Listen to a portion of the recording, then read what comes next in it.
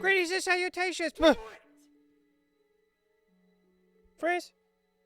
It's time for the best of three. Today we get spooky, and it's not even the spooky month, with a trilogy of games. Stop it! With a trilogy of games that needs no introduction to fans of spooky, scary games. As for my personal experience with these games, well, it's a little complicated. I played the first one when it came out on the Xbox 360. Beat it. And then for some reason never played it again.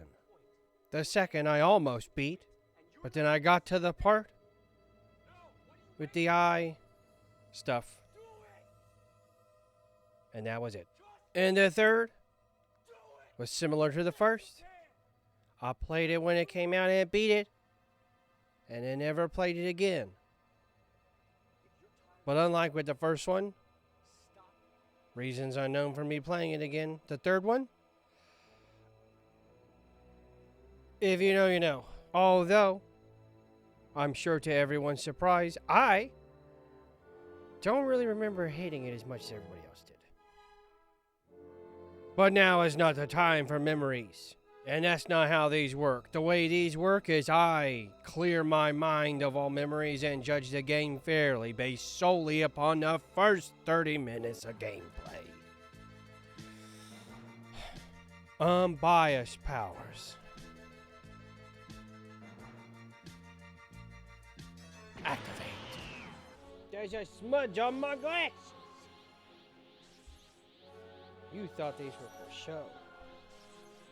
But I can see out them. Now then, let's get this spooky party started with Dead Space. Now, I recently also played the remake for a best of three, so I only played the first 30 minutes.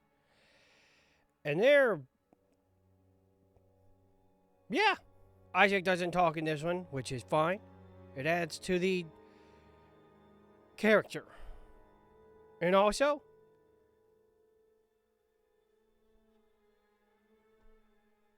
she's a bit thicker. And this game's scary as fudge.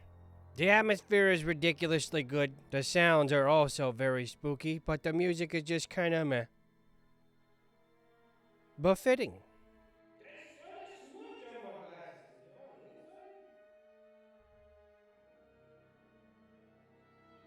There we go.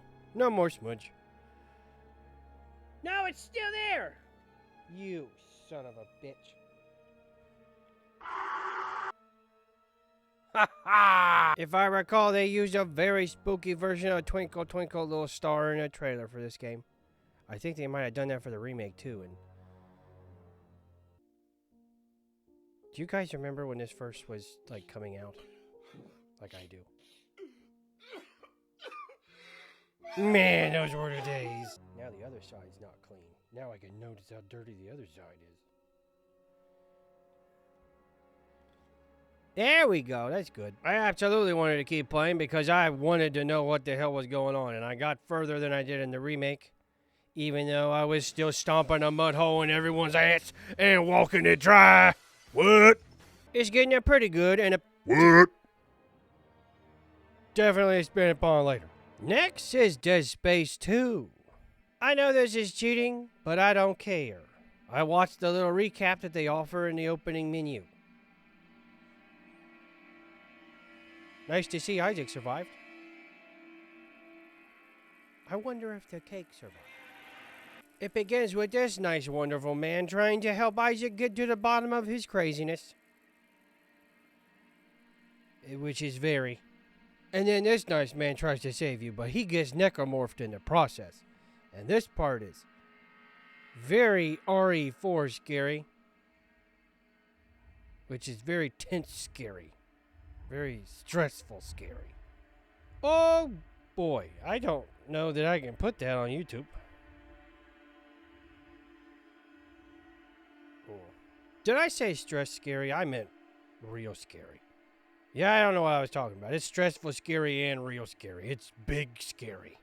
The gameplay is very fun. You get the PsyOps telekinesis power way sooner than you did in the first one. And you get the plasma cutter from this situation.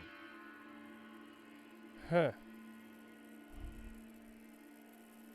The music is still kind of meh, but it's fitting meh, so that means it's not bad. And I definitely need to know what the hell is going on. It's getting there pretty good, and it definitely is being fun later. And finally, Dead Space 3. Once again, I started with the recap video, and ice stuff bothers me the same way the vastness of the sea does. And the emptiness of space, for that matter. The emptiness of space, you say? Well, you're gonna have a pretty good time playing these games, bud. Shut up. But it's time. I didn't expect to fight people. Like people, not necromorph people. It controls okay. It looks like it controls like the other ones, but it's off. And the mood, the atmosphere, it's okay. It's very apocalyptic. Okay, look, game developers.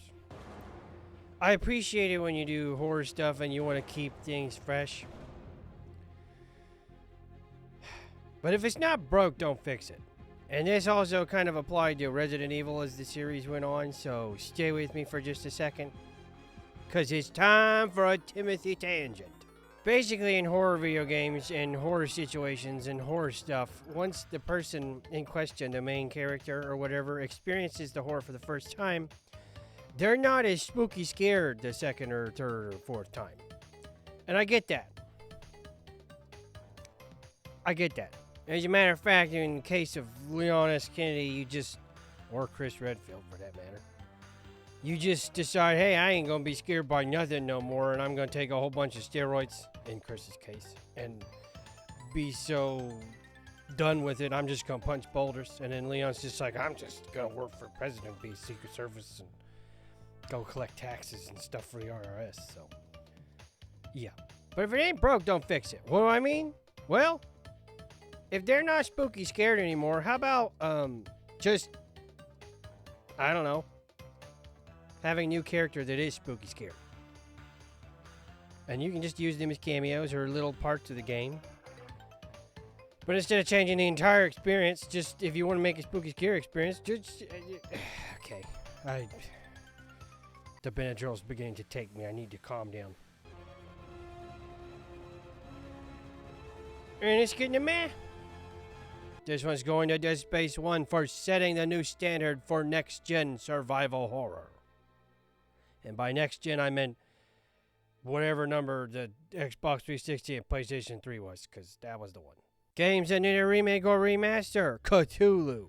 Dark Corners of the Earth. Sure, mine crashed, and I didn't get to experience very much of it, and I gave it a not dog shit. However, back in the day, when I had conversations about spooky, scary games with fellow wizardly colleagues of mine, it would always come up occasionally. It seems like the people who really like that game really like that game. And I don't really know anybody who hates it, but nobody else seems to know about it. I think it should at least get a re-release, like on consoles or whatever, a version that works. And you might as well just give it a little remaster. You know, make it look a little spiffy. So, yeah. And, by the way, this is the standard. I will never not say this when it comes to remakes or remasters. If Bubsy and Croc get one, there is basically no excuse for anything to never get one. Yes. This video is brought to you by me because I made it, and my Patreon supporters. If you like what I do and wish to support me, it's only $2. I post stuff over there early before it comes over here on YouTube, and I will have exclusive shenanigans soon. I got one right now. It's about booby games. It's too hot for YouTube. As always, I hope everyone's having a fantastic day. Bye.